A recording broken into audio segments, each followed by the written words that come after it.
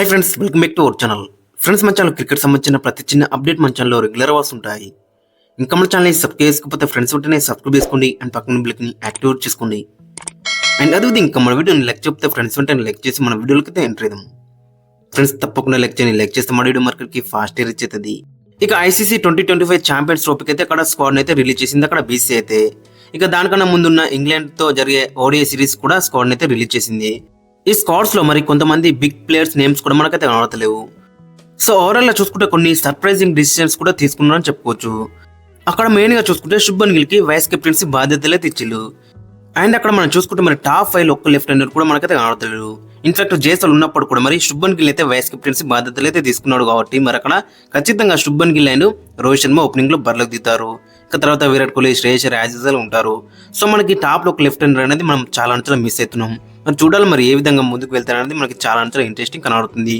ఇక తర్వాత ఆల్రౌండర్స్ విషయానికి అయితే మరి అక్కడ హార్దిక్ పాండ్యా ఉన్నాడు, రవీంద్ర జడేజా ఉన్నాడు, అక్షర్ పటేల్, వాషింగ్టన్ సుందర్, నలుగురు కూడా మనకైతే కనబడుతున్నారు. నలుగురు కూడా ఖచ్చితంగా ప్లేయింగ్ లెవెల్ లో ఉండే దగ్గర ప్లేయర్స్ అని చెప్పుకోవచ్చు. ఇక వికెట్ కీపింగ్ లో అక్కడ మనం చూసుకుంటే కేఎల్ రాహుల్ అండ్ రిషబ్ పంత్ ఇద్దరిని కూడా తీసుకున్నారు.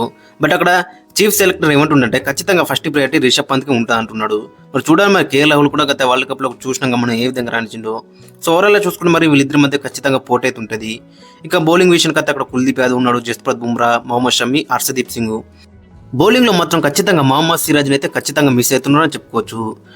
ఒక్కసారి ఫైనల్ గా స్క్వాడ్ ఒకసారి మనం చూసుకుంటే అక్కడ బ్యాటర్స్ వచ్చేసి Rohit Sharma captain, Shubman Gill vice captain, Virat Kohli, Shreyas Iyer and Yashasvi Jaiswal.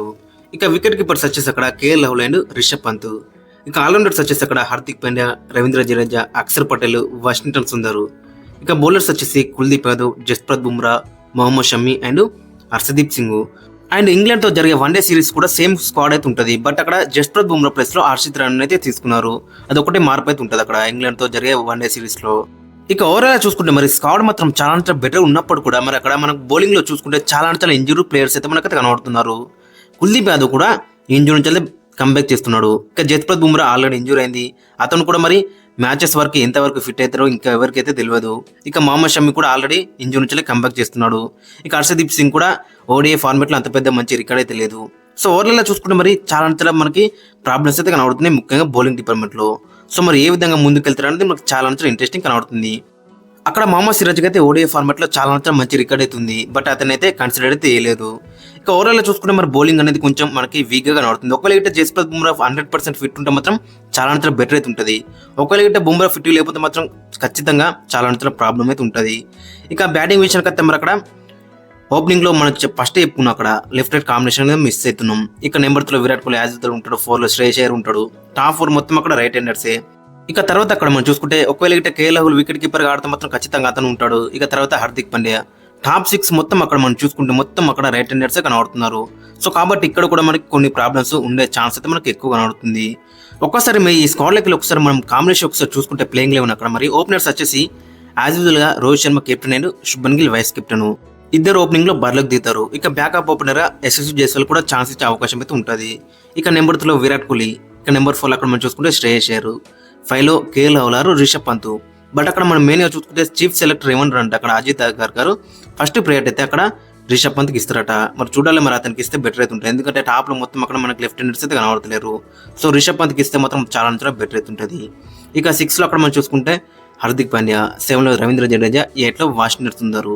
ఇక 9 లో అక్కడ చూసుకుంటే జస్ప్రీత్ బుమ్రా, 10 లో మొహమ్మద్ షమి అండ్ 11 లో కుల్దీప్ యాదవ్. అక్కడ మనం మెయిన్ గా చూసుకుంటే Axar Patel, Ravindra Jadeja same kind of skills కాబట్టి మరి ఇద్దరిలో ఒక్కరికే ఛాన్స్ ఇచ్చే అవకాశం అయితే మనకు కనిపిస్తుంది. సో ఒకవేళ గట్ట కుల్దీప్ యాదవ్ వద్దనుకుంటే మాత్రం ముగ్గురు ఆల్రౌండర్స్ కూడా ఆడే ఛాన్స్ అయితే మనకి ఎక్కువ కనబడుతుంది. ఇంకా బ్యాటింగ్ కూడా డెప్త్ మనకైతే ఎక్కువ అయితే ఉంటుంది. సో ఆ విధంగా కూడా మనకైతే కనబడుతుంది సీనారియో. సో ఓవరాల్ చూసుకుంటే మరి స్క్వాడ్ అండ్ ప్లేయింగ్ లైన్ మాత్రం చాలా బెటర్ ఉన్నప్పుడు కూడా ఇంజూరీ నుంచి వచ్చిన ప్లేయర్స్ మరి ఏ విధంగా రాడుతున్నారు అనేది మనకి చాలా ఇంట్రెస్టింగ్ కనబడుతుంది. ఫ్రెండ్స్, మరి మీ యొక్క ఒపీనియన్ అయితే కింద కామెంట్స్ అయితే మెన్షన్ చేయండి. అండ్ మీ యొక్క ప్లేయింగ్ లెవెన్ కూడా కింద కామెంట్స్ అయితే మెన్షన్ చేయండి.